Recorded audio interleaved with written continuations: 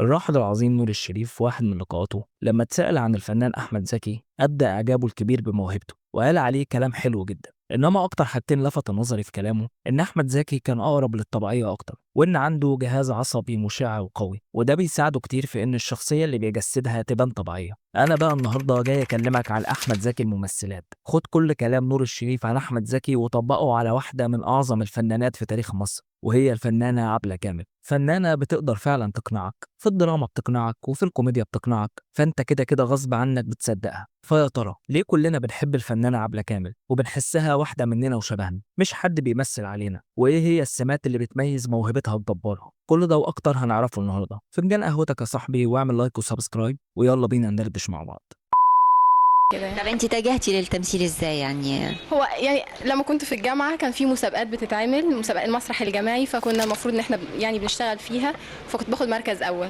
لو بصينا لبدايات عبلة كامل هنلاقيها عادية جدا وما أخدتش الضجة اللازمة رغم موهبتها الكبيرة، وده يمكن لأن شخصيتها خجولة وبسيطة وما بتحبش الأضواء، ومش من النوع اللي بيحب يفرض نفسه وبيسيب موهبته هي اللي تتكلم عنه. واللي يثبت ده إن من أوائل الناس اللي آمنوا بموهبتها هو مخرج بحجم وقيمة يوسف شاهين، اللي شافها على مسرح الطليعة ولقطها على طول وقدمها معاه في فيلم وداعا بونابرت سنة 1985. وفي نفس السنة بتعمل 4 أفلام تانيين وبتشتغل مع مخرجين كبار زي رأفت الميهي وداود عبد السيد. وكمان في نفس السنة بتشترك في واحد من أعظم الأعمال الدرامية وهو مسلسل الشهد والدموع. فتحس كده إن كل الناس دي كانوا شايفين في عبلة كامل حاجة مختلفة، لون جديد، ملامح عادية شبه الناس، وش مألوف من غير ميك اب أو تجميل، موهبة مختلفة. وكأن عبلة في صعودها بيصعد معاها مفهوم مختلف للنجومية وفرض الموهبة. أنت لازم هتعوزها معاك في الفيلم لأنها هتقدر تجسد لك أي حالة أنت عايزها، وده ببساطة لأنها مش بتمثل إنما بتعيش. بعد الأعمال دي بتبدأ مرحلة الانتشار عبلة كامل، وبتشترك في أعمال مهمة زي الليالي الحلمية ويوم مر ويوم حلو مع فاتن حمامة.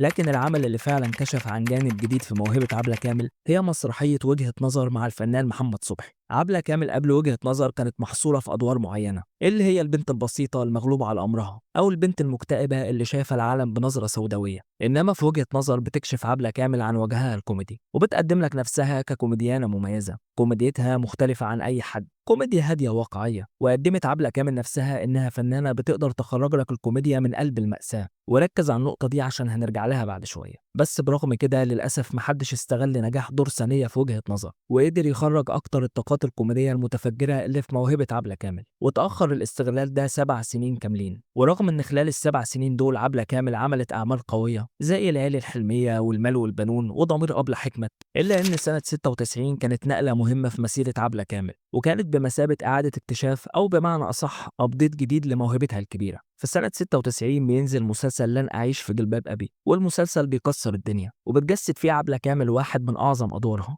فاطمة كشري، الست البسيطة اللي شبه أي ست مصرية، اللي لو دخلت أي بيت مصري هتلاقيها. عبلة كامل في المسلسل ده هتحسها واحدة من عيلتك، والدتك، خالتك، عمتك، بنفس الانفعالات وردود الأفعال، بمكياج بسيط وتجسيد واقعي، بكوميديا خارجة من بساطة الشخصية. رغم إن الدور على الورق مش كوميدي أصلا، إنما هي موهبتها قدرت تخرج الدور من الشكل النمطي للأداء الواقعي الممزوج بخفة الدم التلقائية. عبلة كامل ما كانتش بتمثل علينا في المسلسل ده، هي كانت على طبيعتها، في خوفها وعصبيتها وعياطها وانفعالاتها، في لغة جسدها وتعبيرات وشها. وقدرت على مدار الحلقات إنها تعمل تطور مرعب في الشخصية، من البنت البسيطة بياعة الكشري لزوجة أكبر رجل أعمال في البلد. ودرجة تقمصها للشخصية وصلت إنها كانت في مشاهد كتير بتخطف الكاميرا من فنان كبير بحجم نور الشريف، وفي المشاهد اللي ما فيهاش نور الشريف وبيكون معاها باقي الممثلين كانت هي اللي بتتسيدها بدون منازع. الدور عمل نقلة في مسيرة عبلة كامل وخرجها من قالب معين كان الصناع حابسينها فيه، وكأنها كده كل فترة كانت بتعمل دور معين بيبقى عبارة عن ألارم بينبه صناع الفن في مصر إن في موهبة هنا لسه محدش استغلها بالشكل الكافي،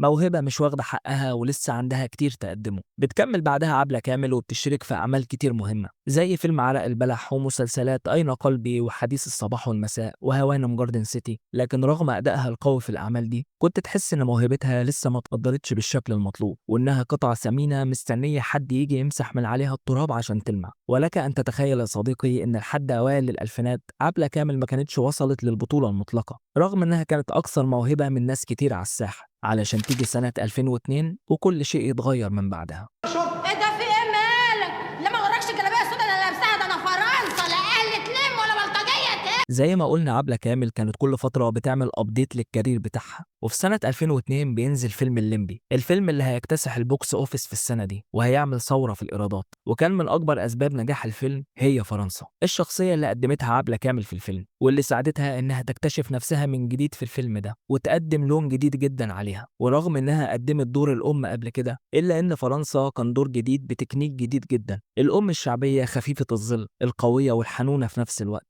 كانت خلطة سحرية. لو كان حد غير عبلة كامل عمل الدور ما كانش هيطلع بنفس الحالة دي.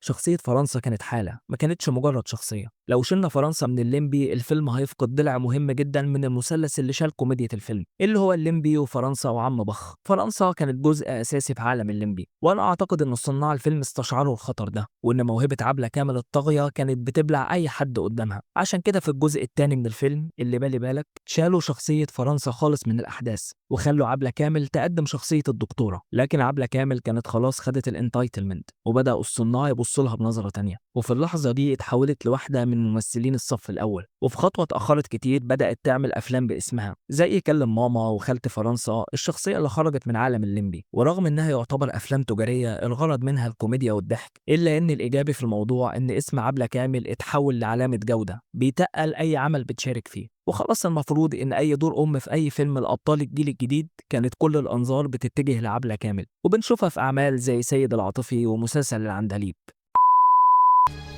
الولية مش باين لها مجاي، ده عوقت قوي، سهليها تسهل.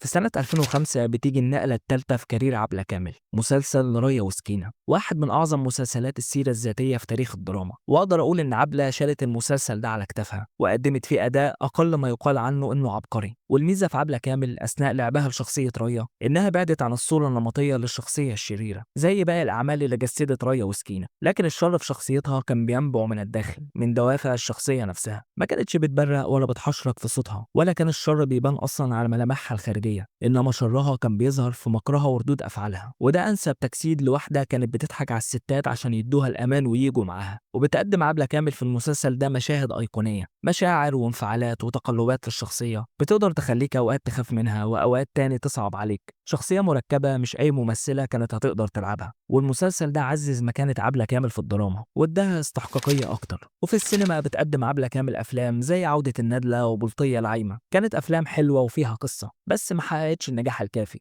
وعلى النقيض في الدراما بتكمل وتعمل أعمال قوية، لكنك تحس كده إنها أخدت خط الدراما الصعيدية في أعمال زي أفراح إبليس وحق مشروع، وبعدهم مسلسل سلسلة دم، المسلسل اللي ختمت مسيرتها بيه. لكن برغم كده عبلة كامل موهبة ما تمش استغلالها ووضعها في المكان اللي تليق بيها، يمكن ده زي ما قلنا بسبب شخصيتها الهادية واختيارها لأعمالها بدقة. مع إن بعد أعمال زي الليمبي وريا وسكينة كان المفروض إنها تتحط في ليفل أعلى بكتير ويبقى ليها أولوية عند الصناع، بس طبعا إحنا كلنا عارفين إن الأمور في الوسط الفني ليها ترتيبات معينة، وشخصية عبلة كامل مختلفة شوية، وده اللي بيفسر قلة أعمالها مقارنة بموهبتها الكبيرة. وهنا نيجي لسؤال حلقتنا، ليه بنحب عبلة كامل؟ وليه في كل عمل بتدخل قلوبنا رغم إن لقاءاتها أو تعاملها المباشر مع الجمهور يكاد يكون معدوم؟ وهنا عشان نجاوب هنقسم إجابتنا لشقين، عبلة كامل الفنانة وعبلة كامل الإنسانة، والاتنين بيكملوا بعض. ونبدأ بالشق التاني، عبلة كامل الإنسانة. الحقيقة شخصية عبلة كامل مرتبطة ارتباط وثيق بفنها وتجسيدها للشخصيات. عبلة كامل في الحقيقة شخصية خجولة جدا بتكره الدوشة والأضواء، وده بحسب كلام الناس المقربين منها، والجو ده بيساعدها أكتر في مذاكرة الشخصيات والدخول إلى مكنون كل شخصية بتلعبها. وعلى النقيض تماما الشخص الخجول ده بيتحول لوحش قدام الكاميرا، غول محدش بيقدر يوقفه، وده لأنه بيخرج من جواه شحنة عظيمة من الأحاسيس والانفعالات، بركان مشاعر بينفجر في اللحظة المناسبة. والحاجة التانية إن عبلة كامل فنانة عندها مبدأ، طول مسيرتها عمرنا ما شفناها في مشهد ساخن أو بلبس مكشوف، اختارت سكة الوصول بموهبتها مش بجسمها، وده يمكن اللي رفع مكانتها عندنا كجمهور، لأنها قدمت فن حقيقي بعيد عن الابتذال أو الإسفاف، وده يمكن من أكبر أسباب قصر عمرها الفني وقلة أعمالها. أما الشق التاني هي عبلة كامل الفنانة، أهم حاجة بتميز موهبة عبلة كامل هي الصدق. أنت مصدقها في أي دور هي بتلعبه، بتصدق كلامها، بتصدق نظراتها، بتحسسك إنها شخصية واقعية أنت أكيد قابلتها في حياتك. حتى في الكوميديا أنت هتضحك عليها حتى في أوقات الحزن. فاكر لما قلت لك إنها بتعرف تخرج الكوميديا من قلب المأساة؟ اتفرج عليها في الليمبي أو سيد العاطفي أو في دور فاطمة كشري، وركز معاها في أكتر اللحظات سوداوية، هتلاقيها هي نقطة الضوء الوحيدة في اللحظات دي. بتضحكك لأنها طبيعية على سجيتها، بعيدة كل البعد عن التصنع، وفي نفس الوقت عندها قدرة رهيبة على التقمص والدخول لعمق الشخصية، وبتعرف تطوع جسمها عشان يتعامل مع انفعالاتها الخارجية بشكل خرافي. بص كده على اللقطتين دول.